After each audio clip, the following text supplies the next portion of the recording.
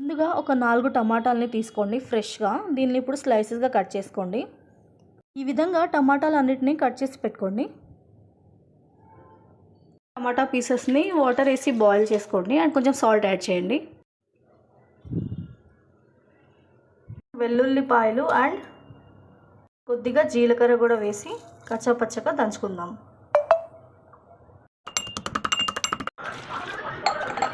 Boil అయిన టమాటాస్ని ఇలా చేతితో స్మాష్ చేసుకోండి.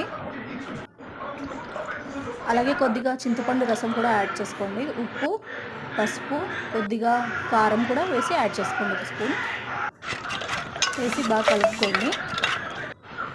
తర్వాత ఒక మిరపకాయ తీసుకొని ఈ విధంగా తుంచుకోండి. స్టవ్ మీద పెట్టి స్టవ్ మీద ఒక ప్యాన్ పెట్టి ఇలా ఆయిల్ హీట్ చేసుకోండి. మనం దంచి పెట్టుకున్న వెల్లుల్లి అండ్ జీలకర్రని యాడ్ చేద్దాం. ఎండుమిర్చి, కరివేపాకు కూడా వేసుకుందాం.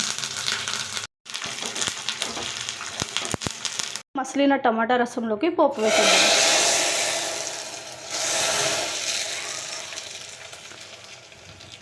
కొత్తిమీర కూడా యాడ్ చేసేసుకుందాం లాస్ట్గా, ఫ్లేవర్ బాగుంటుంది. ఉప్పు టేస్ట్కి సరిపడా యాడ్ చేసుకోండి.